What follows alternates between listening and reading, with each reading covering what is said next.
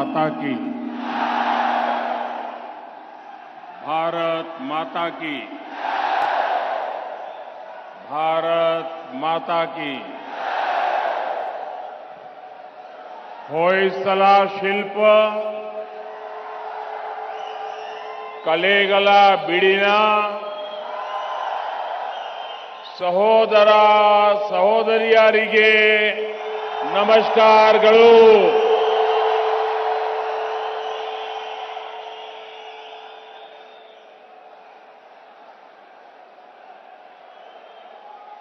मैं पिछले कुछ महीनों में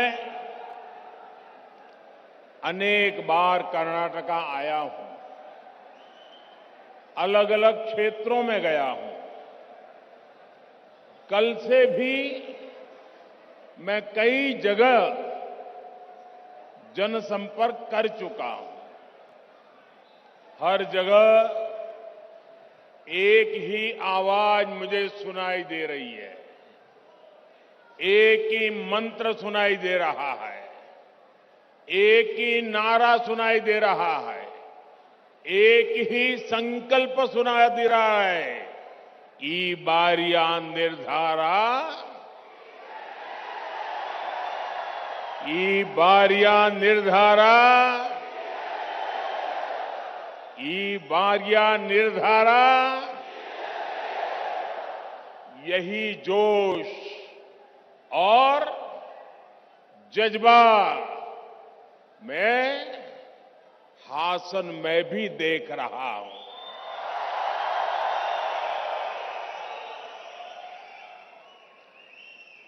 ಹೊಯ್ಸಳ ಶಿಲ್ಪಕಲೆಗಳ ಬೀಡಿನ ನನ್ನ ಆತ್ಮೀಯ ಸಹೋದರ ಸಹೋದರಿಯರಿಗೆ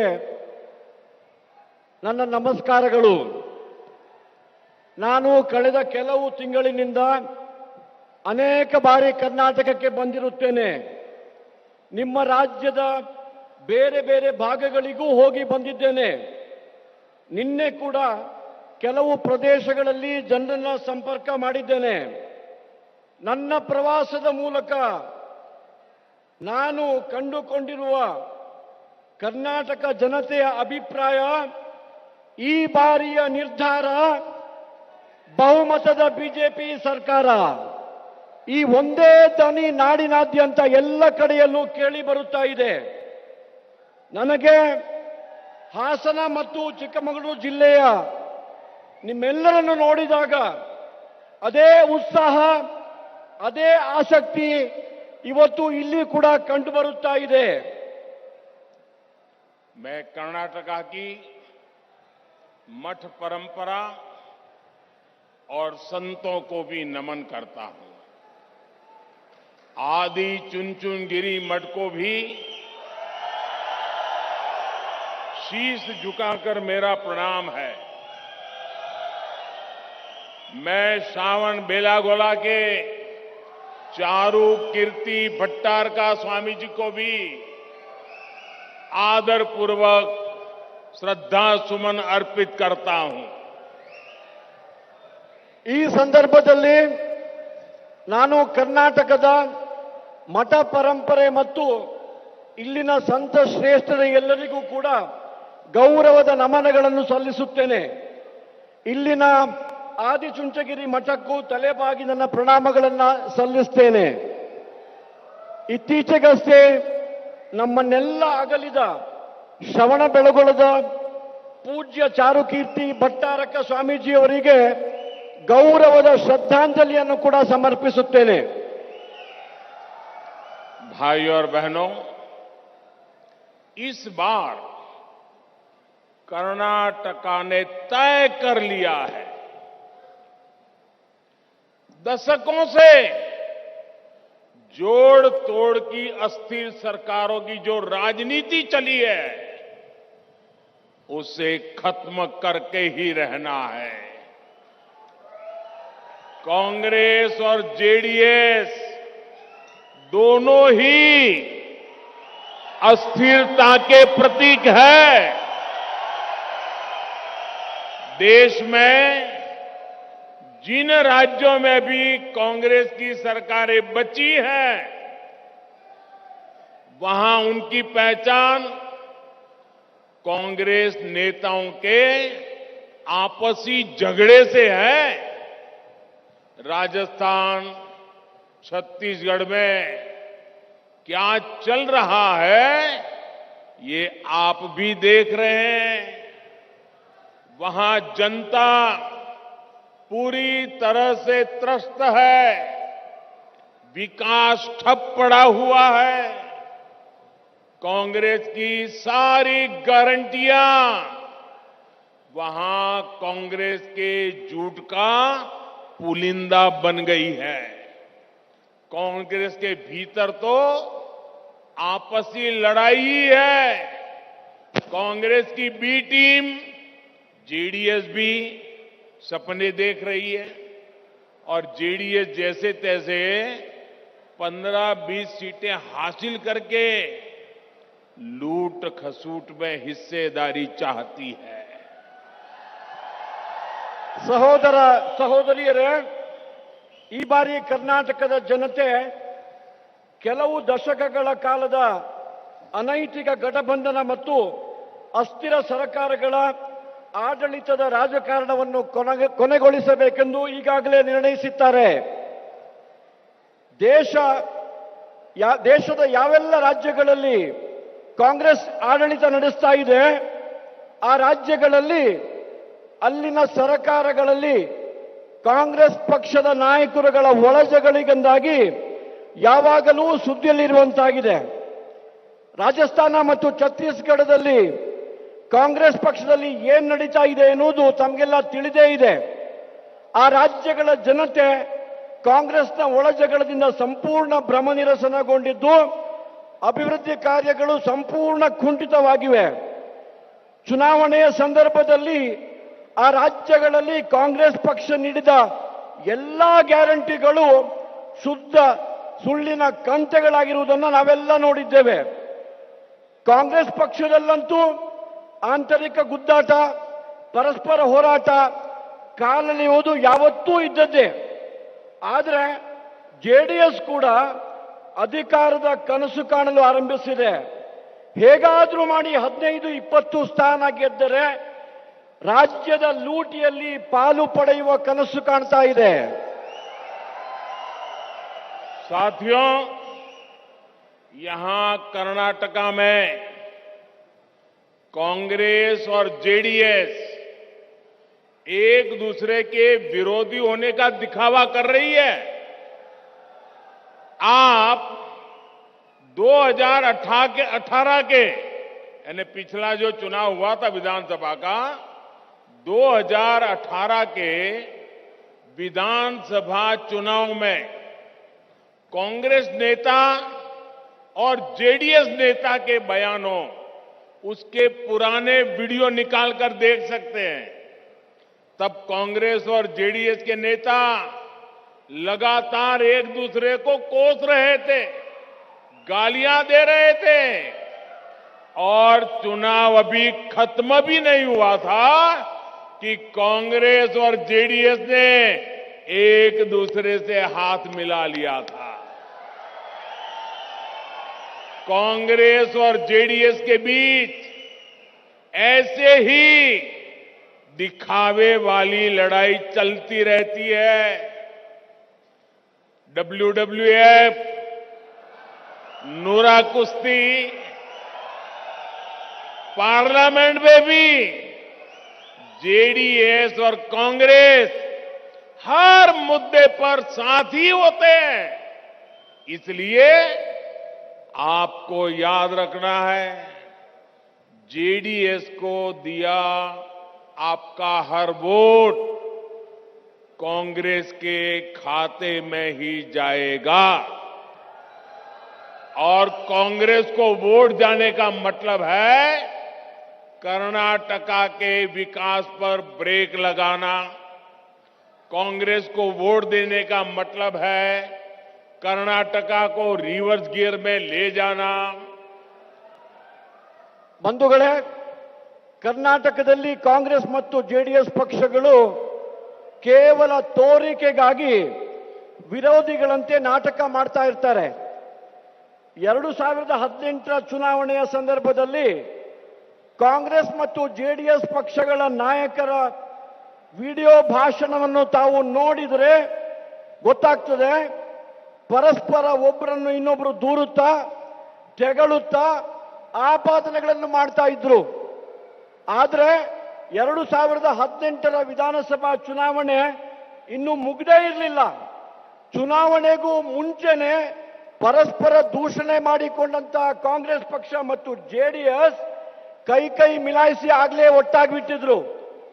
ಕಾಂಗ್ರೆಸ್ ಮತ್ತು ಜೆಡಿಎಸ್ನ ನಡುವೆ ಈ ರೀತಿಯ ತೋರಿಕೆಯ ಜಗಳ ಯಾವತ್ತೂ ನಡೀತಾನೇ ಇರುತ್ತೆ. ಆದರೆ ಪಾರ್ಲಿಮೆಂಟ್ನಲ್ಲಿ ಕೂಡ ಕಾಂಗ್ರೆಸ್ ಮತ್ತು ಜೆಡಿಎಸ್ ಪ್ರತಿ ವಿಷಯದಲ್ಲೂ ಕೂಡ ಒಬ್ಬರಿಗೆ ಇನ್ನೊಬ್ಬರು ಪರಸ್ಪರ ಬೆಂಬಲ ನೀಡ್ತಾನೆ ಬಂದಿದ್ದಾರೆ. ಹಾಗಾಗಿ ಬಂಧುಗಳೇ, ತಾವೆಲ್ಲ ನೆನಪಿಡಬೇಕು, ನೀವು ಜೆಡಿಎಸ್ಗೆ ನೀಡುವಂತ ಪ್ರತಿಯೊಂದು ವೋಟ್ ಕೂಡ ಕಾಂಗ್ರೆಸ್ನ ಖಾತೆಗೆ ಹೋಗುತ್ತೆ. ಮತ್ತು ಕಾಂಗ್ರೆಸ್ಗೆ ವೋಟ್ ನೀಡ್ತೀರಾ ಅಂತ ಹೇಳಿದ್ರೆ ಅದು ಕರ್ನಾಟಕ ರಾಜ್ಯದ ಅಭಿವೃದ್ಧಿಗೆ ಬ್ರೇಕ್ ಹಾಕಿದಂತೆ. ಕಾಂಗ್ರೆಸ್ಗೆ ಹಾಕುವ ಪ್ರತಿಯೊಂದು ವೋಟ್ ಅಂತ ಹೇಳಿದ್ರೆ ವಿಕಾಸದ ಯೋಜನೆಗಳನ್ನು ರಿವರ್ಸ್ ಗಿಯರ್ನಲ್ಲಿ ಹಾಕಿದಂತೆ. साथियों, अब कर्नाटका किसी भी कीमत पर कांग्रेस और जेडीएस को अपना भाग्य नहीं सौंप सकता.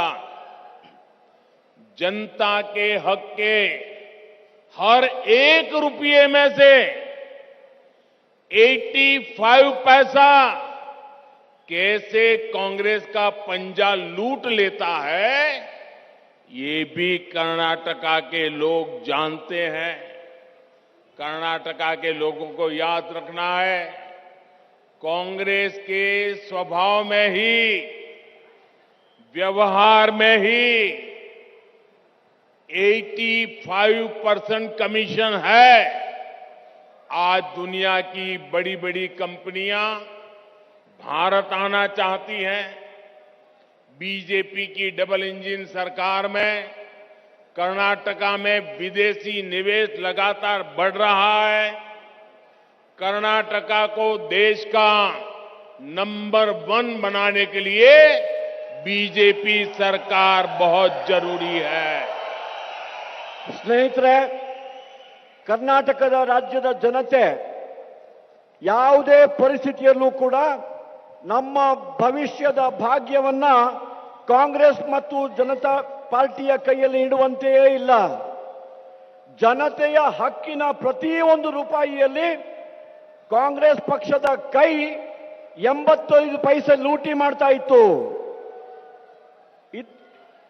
ಕರ್ನಾಟಕದ ಜನತೆ ನೀವಿದನ್ನ ಚೆನ್ನಾಗಿ ತಿಳಿದುಕೊಂಡಿದ್ದೀರಿ.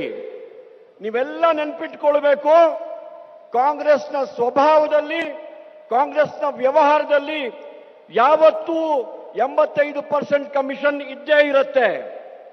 ಇಂದು ಜಗತ್ತಿನ ದೊಡ್ಡ ದೊಡ್ಡ ಕಂಪನಿಗಳು ಭಾರತದಲ್ಲಿ ಬಂಡವಾಳ ಹೂಡಿಕೆಗಾಗಿ ಬರ್ತಾ ಇದ್ದಾರೆ. ಬಿಜೆಪಿಯ ಡಬಲ್ ಇಂಜಿನ್ ಸರ್ಕಾರದ ಎಲ್ಲ ಯೋಜನೆಗಳಿಂದಾಗಿ ಕರ್ನಾಟಕದಲ್ಲಿ ನಿರಂತರವಾಗಿ ವಿದೇಶಿ ಹೂಡಿಕೆ ಜಾಸ್ತಿ ಆಗ್ತಾ ಇದೆ.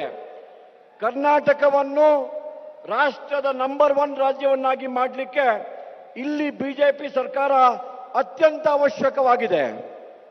साथियों, कर्नाटका में कांग्रेस और जेडीएस दोनों ही पार्टियों के साथ एक और यूनिक बात जुड़ी हुई है. कर्नाटका की जो कांग्रेस यूनिट है उसे 24 घंटे दिल्ली में बैठने वाले परिवार की सेवा करनी होती है.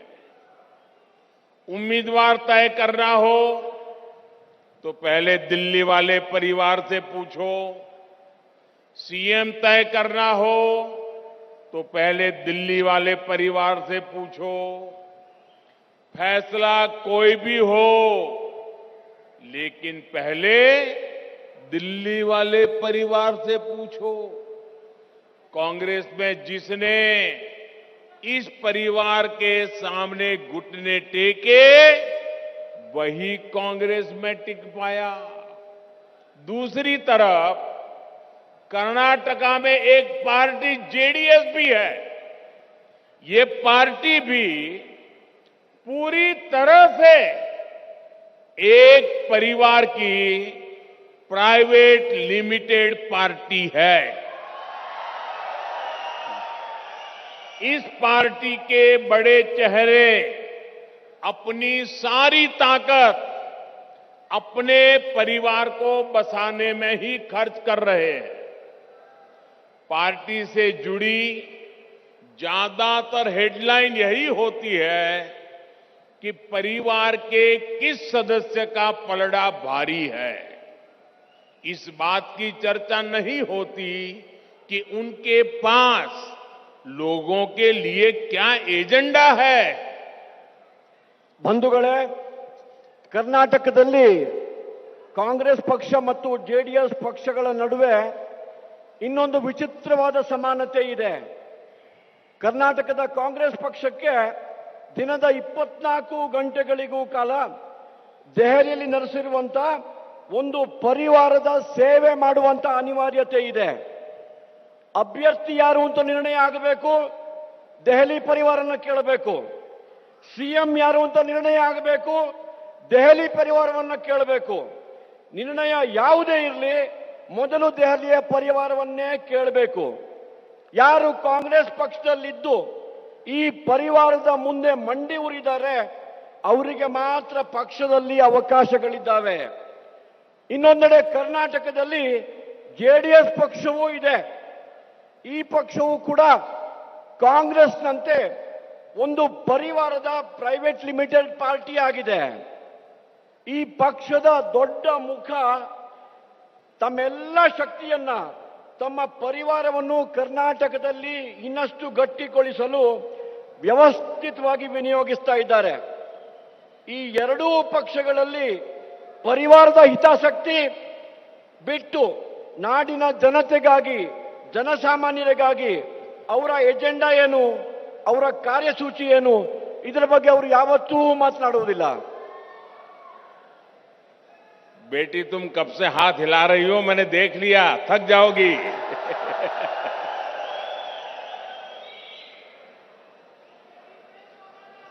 साथियों, कर्नाटका में एक पार्टी यूनिट दिल्ली में बैठने वाले एक परिवार की सेवा में जुटी है और दूसरी पार्टी तो है ही एक परिवार की।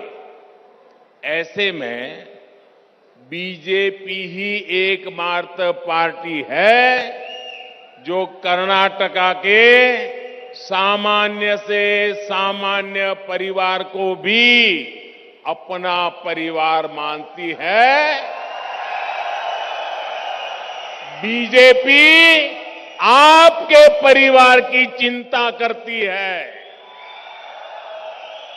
ये बीजेपी है जिसे आपके परिवार की फिक्र है और जो आपके परिवार के लिए मुफ्त स्वास्थ्य सेवा जैसी योजनाएं लाई है।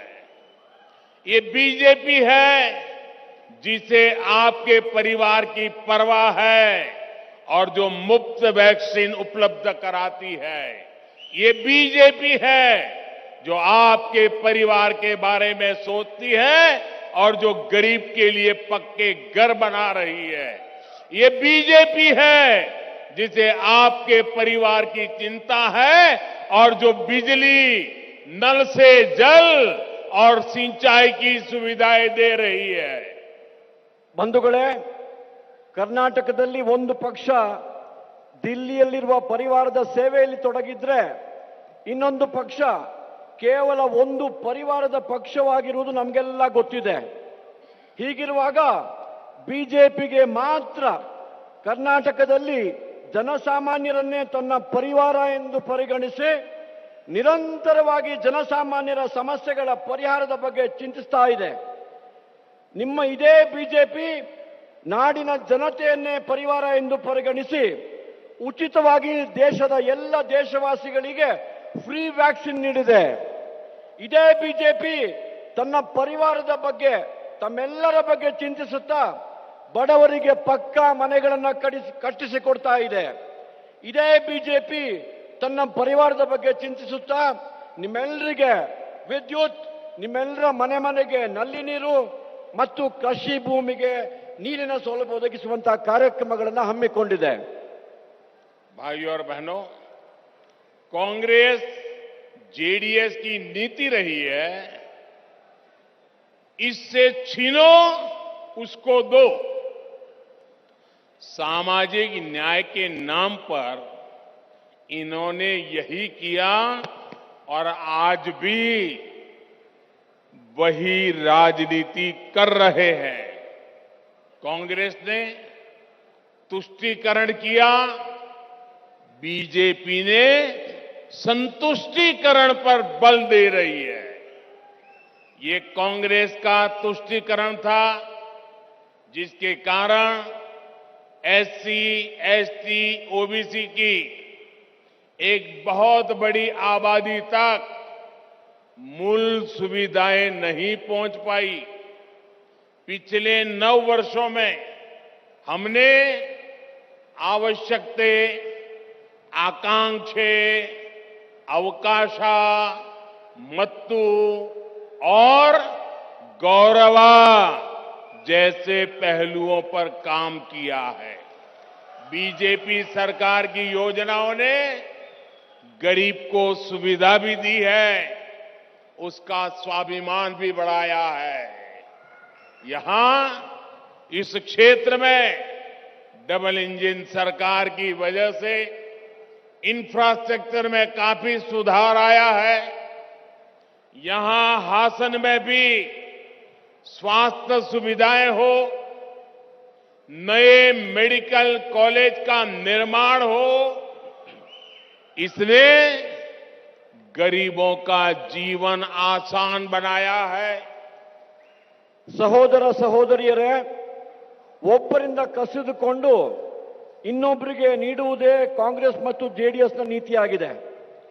ಸಾಮಾಜಿಕ ನ್ಯಾಯದ ಹೆಸರಿನಲ್ಲಿ ಇಷ್ಟು ವರ್ಷಗಳ ಕಾಲ ಕಾಂಗ್ರೆಸ್ ಮತ್ತು ಜೆಡಿಎಸ್ ಇದನ್ನೇ ಮಾಡಿಕೊಂಡು ಬಂದಿದ್ದು, ಇನ್ನು ಮುಂದುವರಿದು ಇದೇ ರಾಜಕೀಯವನ್ನು ಮುಂದುವರಿಸುವುದು ಕಾಣ್ತಾ ಇದೆ. ಕಾಂಗ್ರೆಸ್ ಪಕ್ಷ ಆಡಳಿತ ನಡೆಸಿದ ಸಮಯದಲ್ಲಿ ತುಷ್ಟೀಕರಣದ ರಾಜನೀತಿಯನ್ನು ಅನುಸರಿಸಿದ್ರೆ, ಭಾಜಪ ನಾಡಿನ ಜನತೆಯ ಸಂತುಷ್ಟೀಕರಣದ ರಾಜನೀತಿಗೆ ಬೆಂಬಲ ನೀಡ್ತಾ ಇದೆ. ಕಾಂಗ್ರೆಸ್ನ ಈ ತುಷ್ಟೀಕರಣದ ರಾಜನೀತಿಯಿಂದಾಗಿ ಎಸ್ಸಿ, ಎಸ್ಟಿ ಮತ್ತು ಒಬಿಸಿ ಸಮುದಾಯದ ಒಂದು ದೊಡ್ಡ ಸಮೂಹವೇ ಮೂಲಭೂತ ಸೌಕರ್ಯಗಳಿಂದ ವಂಚಿತಗೊಂಡಿರುವುದು ನಾಡಿನ ಒಂದು ದೊಡ್ಡ ದುರಂತ. ಕಳೆದ 9 ವರ್ಷಗಳಲ್ಲಿ ನಮ್ಮ ಸರ್ಕಾರ ನಾಡಿನ ಜನತೆಯ ಅವಶ್ಯಕತೆಗಳು, ಆಕಾಂಕ್ಷೆಗಳು, ಇರುವ ಅವಕಾಶಗಳು ಮತ್ತು ಅವರ ಗೌರವವನ್ನು ಗಮನದಲ್ಲಿರಿಸಿಕೊಂಡು ಅನೇಕ ಯೋಜನೆಗಳನ್ನು ಅನುಷ್ಠಾನಗೊಳಿಸಿರುವುದು ತಮಗೆಲ್ಲ ಗೊತ್ತೇ ಇದೆ. ಬಿಜೆಪಿ ಸರ್ಕಾರದ ಯೋಜನೆಗಳು ಬಡವರಿಗೆ ಅಗತ್ಯವಿರುವ ಎಲ್ಲ ಸೌಲಭ್ಯಗಳನ್ನು ನೀಡಿದ್ದು ಮಾತ್ರವಲ್ಲ, ಅವರ ಸ್ವಾಭಿಮಾನವನ್ನ, ಗೌರವವನ್ನ ಹೆಚ್ಚಿಸುವಂತ ಕೆಲಸವನ್ನ ಮಾಡಿದೆ. ಇಲ್ಲಿ ಕರ್ನಾಟಕ ರಾಜ್ಯದಲ್ಲೂ ಡಬಲ್ ಇಂಜಿನ್ ಸರ್ಕಾರದ ಕಾರಣದಿಂದಾಗಿ ಮೂಲಭೂತ ಸೌಕರ್ಯಗಳು ಸಾಕಷ್ಟು ಅಭಿವೃದ್ಧಿಯಾಗಿರುವುದನ್ನು ತಾವೆಲ್ಲ ಗಮನಿಸಿರ್ತೀರಿ. ಹಾಸನ ಜಿಲ್ಲೆಯಲ್ಲಿ ಕೂಡ ಆರೋಗ್ಯ ಕ್ಷೇತ್ರದಲ್ಲಿನ ಸುಧಾರಣೆಗಳು, ಹೊಸ ಮೆಡಿಕಲ್ ಕಾಲೇಜಿನ ಸ್ಥಾಪನೆ ಈ ಭಾಗದ ಬಡ ಜನರ ಜೀವನದ ಮಟ್ಟವನ್ನ ಸುಧಾರಣೆಗೊಳಿಸುವುದರಲ್ಲಿ ದೊಡ್ಡ ಕೆಲಸ ಮಾಡಿದೆ. भाइयों और बहनों, बीते 9 वर्षों में बीजेपी सरकार की हर योजना के केंद्र में आपको बहन बेटियों का सशक्तिकरण दिखेगा. आप जानते हैं कि हमारे यहां माताओं बहनों के नाम पर कोई प्रॉपर्टी नहीं होती थी. हमने गरीबों के जो 4 करोड़ घर बनाए, उनमें से अधिकतर को बहनों के नाम रजिस्टर किया. यहां कर्नाटका में भी गरीबों के 9 लाख घरों को स्वीकृत करके उन पर तेजी से काम चल रहा है। इन गरीब परिवारों की लाखों माताएं बहनें आज लखपति दीदी बन चुकी है। ಬಂಧುಗಳೇ, ನಮ್ಮ ಸರ್ಕಾರ ಕಳೆದ 9 ವರ್ಷಗಳಲ್ಲಿ ಹಮ್ಮಿಕೊಂಡ ಯೋಜನೆಗಳು ನಮ್ಮ ಹೆಣ್ಣು ಮಕ್ಕಳು ಮತ್ತು ನಮ್ಮ ಸಹೋದರಿಯರ ಜೀವನವನ್ನ ಸಶಕ್ತಗೊಳಿಸುವುದನ್ನು ನಿಮ್ಮೆಲ್ಲ ಗಮನಿಸಿರಬಹುದು. ನಿಮಗೆಲ್ಲ ಗೊತ್ತಿರುವ ಹಾಗೆ ನಮ್ಮ ದೇಶದಲ್ಲಿ ನಮ್ಮ ತಾಯಂದಿರ ಮತ್ತು ನಮ್ಮ ಸಹೋದರಿಯರ ಹೆಸರಿನಲ್ಲಿ ಯಾವುದೇ ಆಸ್ತಿಗಳಿರುವುದಿಲ್ಲ. ಆದರೆ ನಾವು ಬಡ ಜನತೆಗಾಗಿ 4 ಕೋಟಿ ಮನೆಗಳನ್ನು ನಿರ್ಮಿಸಿದ ಸಂದರ್ಭದಲ್ಲಿ ಅದರಲ್ಲಿ ಹೆಚ್ಚಿನ ಮನೆಗಳನ್ನು ನಮ್ಮ ತಾಯಂದಿರ ಮತ್ತು ನಮ್ಮ ಸಹೋದರಿಯರ ಹೆಸರಿನಲ್ಲಿ ರಿಜಿಸ್ಟರ್ ಮಾಡಿರುತ್ತೇವೆ. ಈ ನಿರ್ಣಯದಿಂದಾಗಿ ಈ ಮನೆಗಳ ಮತ್ತು ಪರಿವಾರಗಳ ಲಕ್ಷ ಲಕ್ಷ ತಾಯಂದಿರು ಮತ್ತು ಸಹೋದರಿಯರು ಇಂದು ಲಕ್ಷಾಧಿಪತಿಗಳಾಗಿರುತ್ತಾರೆ. ಕರ್ನಾಟಕದಲ್ಲಿ ಬಡವರಿಗಾಗಿ 9 ಲಕ್ಷ ಮನೆಗಳ ವಿನಂತಿಯನ್ನು ಸ್ವೀಕರಿಸಿದ್ದು ಈ ಕುರಿತಾಗಿ ಅತ್ಯಂತ ವೇಗದಲ್ಲಿ ಕೆಲಸ ನಡೀತಾ ಇದೆ. भाई और बहनों, हमारा गांव, हमारा किसान कांग्रेस के शासनकाल में हमेशा उपेक्षित रहा है। कांग्रेस की सरकारों के दौरान किसान को कर्ज माफी के नाम पर ठगा जाता था, जबकि बीजेपी सरकार ने छोटे से छोटे किसान को भी पीएम किसान सम्मान निधि का सहारा दिया। केंद्र सरकार पीएम किसान निधि के जो पैसे भेजती है उसमें यहां की बीजेपी सरकार प्रति किसान 4,000 रुपये जोड़ देती है। यही तो डबल इंजन सरकार का डबल फायदा है। इसी वजह से यहां कर्नाटक के किसानों को पीएम किसान सम्मान निधि के 18,000 करोड़ रुपए मिल चुके हैं। ಸಹೋದರ ಸಹೋದರಿಯರೇ, ಕಾಂಗ್ರೆಸ್ನ ಆಡಳಿತದ ಅವಧಿಯಲ್ಲಿ ನಮ್ಮ ಹಳ್ಳಿಗಳನ್ನ ಮತ್ತು ನಮ್ಮ ಹಳ್ಳಿಯ ರೈತರನ್ನ ನಿರಂತರವಾಗಿ ಕಡೆಗಣಿಸಿಕೊಂಡು ಬಂದಿರುವುದು ವಾಸ್ತವ. ಕಾಂಗ್ರೆಸ್ನ ಆಡಳಿತ ಕಾಲದಲ್ಲಿ ಸಾಲ ಮನ್ನಾದ ಹೆಸರಿನಲ್ಲಿ ರೈತರನ್ನು ಮೋಸಕ್ಕೆ ಒಳಪಡಿಸಲಾಗ್ತಾ ಇತ್ತು. ಆದರೆ ಬಿಜೆಪಿ ಸರ್ಕಾರ ಕಿಸಾನ್ ಸಮ್ಮಾನ್ ಯೋಜನೆ ಹೆಸರಿನಲ್ಲಿ ಸಣ್ಣ ಸಣ್ಣ ರೈತರನ್ನು ಕೂಡ ಸಹಾಯಧನದ ಮೂಲಕ ಬೆಂಬಲಿಸಿದೆ. ಕೇಂದ್ರ ಸರ್ಕಾರ ನೀಡುವಂತಹ ರೂಪಾಯಿ 6,000ದ ಪಿಎಂ ಕಿಸಾನ್ ನಿಧಿಯ ಜೊತೆಗೆ ಇಲ್ಲಿನ ರಾಜ್ಯದ ಬಿಜೆಪಿ ಸರ್ಕಾರ ರೂಪಾಯಿ 4,000ದ ಸಹಾಯ ನೀಡಿ ಪ್ರತಿ ರೈತನಿಗೆ ರೂಪಾಯಿ 10,000 ಸಿಗುವಂತಾಗಿದೆ. ಇದೇ ಡಬಲ್ ಇಂಜಿನ್ ಸರ್ಕಾರದ ಡಬಲ್ ಲಾಭ. ಇದರಿಂದಾಗಿ ಕರ್ನಾಟಕದ ರೈತರಿಗೆ ಕಿಸಾನ್ ಸಮ್ಮಾನ್ ಯೋಜನೆಯಲ್ಲಿ 18,000 ಕೋಟಿ ರೂಪಾಯಿಗಳು ಈಗಾಗಲೇ ಅವರ ಬ್ಯಾಂಕ್ ಖಾತೆಗೆ ಜಮಾಗೊಂಡಿದೆ. साथियों, बीजेपी सरकार किसानों के हितों को सर्वोपरि रखती है। हमारी कोशिश किसानों की आय बढ़ाने और खेती का खर्च कम करने की है। आज अंतर्राष्ट्रीय बाजार में यूरिया की कीमत 50 रुपया प्रति किलो से ज्यादा है, 1 किलो का 50 रुपीस। वहीं बीजेपी सरकार देश के हर किसान को यूरिया 5 या 6 रुपये प्रति किलो की दर से यूरिया उपलब्ध करा रही है। 50 रुपये में लेते हैं, 5 या 6 रुपये में देते हैं। किसानों पर यूरिया की बढ़ी हुई कीमतों का बोझ न पड़े, इसके लिए पिछले साल हमारी सरकार ने 2.25 लाख करोड़ रुपए खर्च किए हैं। जब गरीब के लिए किसान के लिए संवेदनशील सरकार होती है तो किसानों की भलाई के लिए ऐसे ही काम करती है। कांग्रेस ने जो यूरिया में भी घोटाले करके किसानों को बड़ा नुकसान पहुंचाया था, बीजेपी सरकार जिस तरह नैनो यूरिया को बढ़ावा दे रही है, उससे भी किसानों का लाभ हो रहा है। नैनो यूरिया यानी यूरिया की एक पूरी बोरी की ताकत आधे लीटर वाली बोतल में समा जाती है। इससे यूरिया की ढुलाई में होने वाला किसानों का खर्च भी बच रहा है। फर्टिलाइजर के अलग अलग नाम से किसानों को भ्रम न हो, इसके लिए बीजेपी सरकार ने फर्टिलाइजर के लिए एक नाम भारत फर्टिलाइजर भी शुरू किया है। ಸ್ನೇಹಿತರೆ, ನಮ್ಮ ಬಿಜೆಪಿ ಸರ್ಕಾರ ರೈತರ ಹಿತಾಸಕ್ತಿಗಳನ್ನು ಅತ್ಯಂತ ಪ್ರಮುಖ ಆದ್ಯತೆಯನ್ನಾಗಿ ಪರಿಗಣಿಸಿ ನಿಮ್ಮ ಆದಾಯವನ್ನು ಹೆಚ್ಚಿಸಲು ಮತ್ತು ಕೃಷಿಯ ಖರ್ಚನ್ನು ಕಡಿಮೆ ಮಾಡಲು ಎಲ್ಲ ಪ್ರಯತ್ನಗಳನ್ನು ಮಾಡ್ತಾ ಇದೆ. ಅಂತಾರಾಷ್ಟ್ರೀಯ ಮಾರುಕಟ್ಟೆಯಲ್ಲಿ ಯೂರಿಯಾದ ಬೆಲೆ ಪ್ರತಿ ಕೆಜಿಗೆ 50ರಷ್ಟು ಹೆಚ್ಚಿರುವ ಸಂದರ್ಭದಲ್ಲಿ ನಮ್ಮ ದೇಶದಲ್ಲಿ ನಮ್ಮ ರೈತರಿಗೆ ಯೂರಿಯಾ ಗೊಬ್ಬರ ಕಿಲೋ ಒಂದಕ್ಕೆ ಕೇವಲ 5-6 ರೂಪಾಯಿಲಿ ಸಿಗುವಂತೆ ಮಾಡಿದೆ. ಈ ಯೂರಿಯಾದ ಬೆಲೆ ಏರಿಕೆಯ ಭಾರ ನಮ್ಮ ರೈತರ ಮೇಲೆ ಬೀಳದಂತೆ ಮಾಡುವುದಕ್ಕಾಗಿ ನಮ್ಮ ಕೇಂದ್ರ ಸರ್ಕಾರ ಕಳೆದ ವರ್ಷ 2.25 ಲಕ್ಷ ಕೋಟಿಯಷ್ಟು ಯೂರಿಯಾ ಸಬ್ಸಿಡಿಗಾಗಿ ಖರ್ಚು ಮಾಡಿದೆ.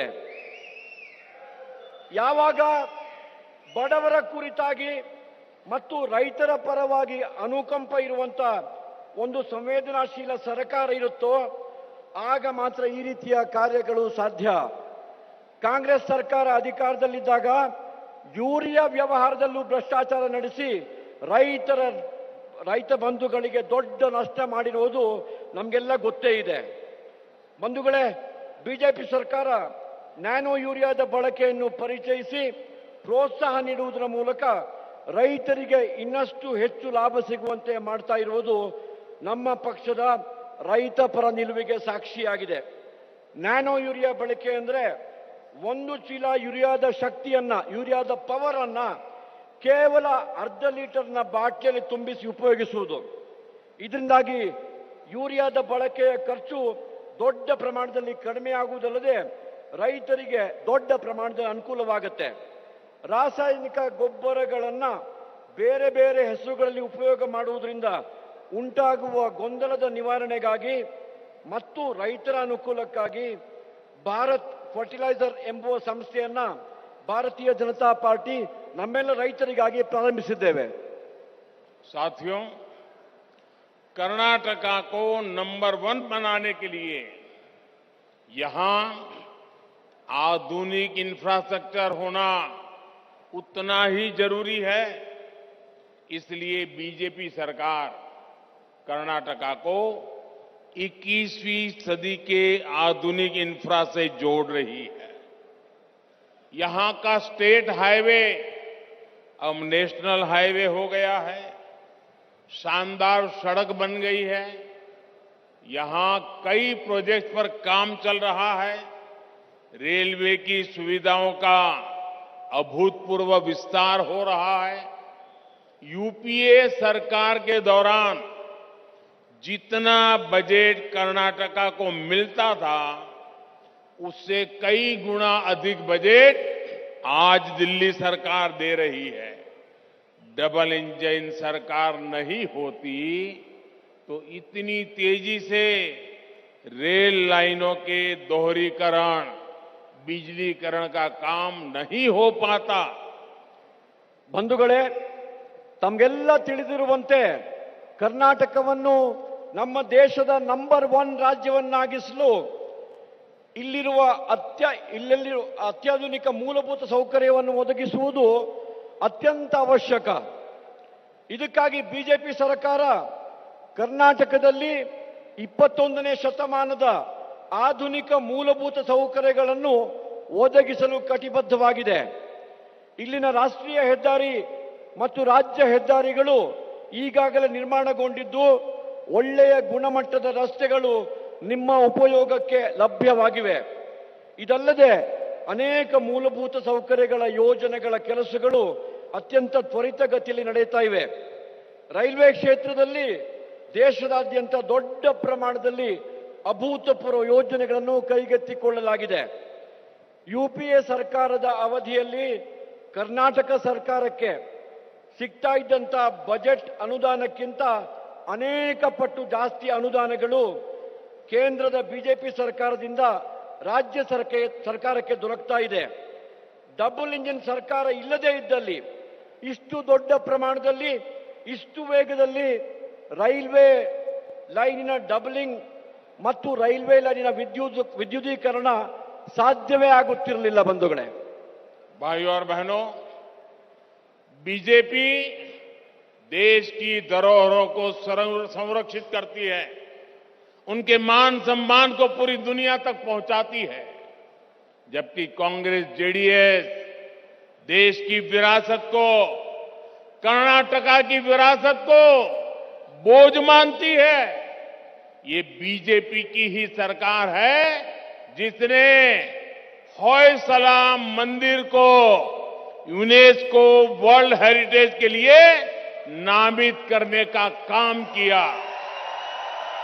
बीजेपी सच्ची प्रतिभा को सम्मान देती है, कला को सम्मान देती है, विकास के लिए सबका प्रयास के भाव पर बल देती है.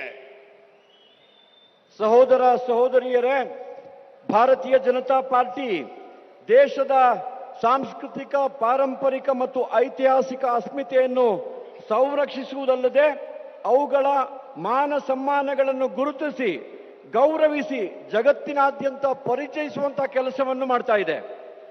ಇದಕ್ಕೆ ವಿರುದ್ಧವಾಗಿ ಕಾಂಗ್ರೆಸ್ ಪಕ್ಷ ದೇಶದ ಮತ್ತು ಕರ್ನಾಟಕದ ಭವ್ಯ ಸಾಂಸ್ಕೃತಿಕ ಪರಂಪರೆಯನ್ನು ಯಾವತ್ತೂ ಒಂದು ಹೊರೆ ಎಂದು ಭಾವಿಸಿಕೊಂಡು ಬಂದಿದೆ. ಕರ್ನಾಟಕದ ನಮ್ಮ ಬಿಜೆಪಿ ಸರ್ಕಾರ ಜಗತ್ಪ್ರಸಿದ್ಧ ಬೇಲೂರಿನ ಚೆನ್ನಕೇಶವ ಮಂದಿರವನ್ನು ಯುನೆಸ್ಕೋ ಪುರಸ್ಕೃತ ಜಾಗತಿಕ ಪಾರಂಪರಿಕ ಕ್ಷೇತ್ರವನ್ನಾಗಿ ಘೋಷಿಸುವ ಮೂಲಕ ಗೌರವವನ್ನು ನೀಡಿದೆ ಎನ್ನುವುದನ್ನು ಅತ್ಯಂತ ಹೆಮ್ಮೆಯಿಂದ ಹೇಳ ಬಯಸ್ತೇನೆ. ಭಾರತೀಯ ಜನತಾ ಪಾರ್ಟಿ ಪ್ರತಿಭೆಗಳನ್ನು ಗುರುತಿಸಿ ಸನ್ಮಾನಿಸುತ್ತದೆ, ಕಲೆಗಳನ್ನು ಗುರುತಿಸಿ ಗೌರವಿಸುತ್ತದೆ ಹಾಗೂ ನಾಡಿನ ಸರ್ವಾಂಗೀಣ ವಿಕಾಸಕ್ಕಾಗಿ ಎಲ್ಲರ ಪ್ರಯತ್ನಗಳಿಗೆ ಬೆಂಬಲವನ್ನು ನೀಡುತ್ತದೆ. भाइयों बहनों, 10 मई को मतदान के दिन आपको एक बात जरूर याद रखनी है, कमल को दिया आपका हर वोट यहां कर्नाटका का भविष्य तय करेगा. ई बारिया निर्धारा,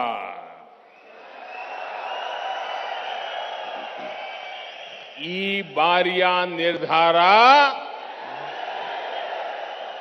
ई बारिया निर्धारा.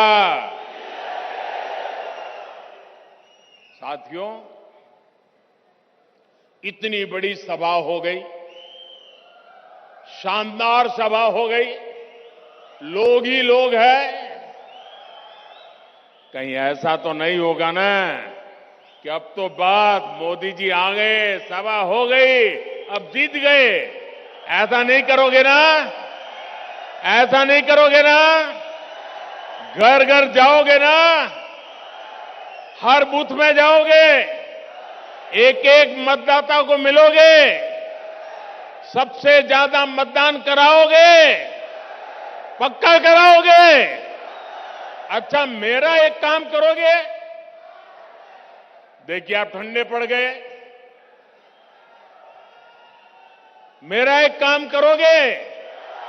जरा हाथ ऊपर करके बताइए, करोगे? अच्छा, अपने मोबाइल की फ्लैश लाइट चालू करके बताइए, करोगे? सबकी फ्लैश लाइट देखूंगा मैं. बताइए, आप मेरा एक काम करोगे, ये लेकिन मेरा पर्सनल काम है, करोगे, पक्का करोगे। देखिए, जब आप घर घर मिलने के लिए जाएंगे तो हर घर में जाकर के कहना कि मोदी जी बेलूरू आए थे और उन्होंने आपको नमस्कार कहा है, मेरा प्रणाम पहुंचाओगे, मेरा नमस्कार पहुंचाओगे, घर घर पहुंचाओगे। अगर आप मेरा नमस्कार पहुंचाओगे तो हर परिवार के लोग मुझे आशीर्वाद देंगे और उनके आशीर्वाद से काम करने की मेरी ताकत बढ़ जाएगी। करोगे, पक्का करोगे? बोलो मेरे साथ, भारत माता की, भारत माता की, भारत माता की, वंदे वंदे वंदे वंदे वंदे वंदे वंदे वंदे वंदे। बहुत बहुत धन्यवाद।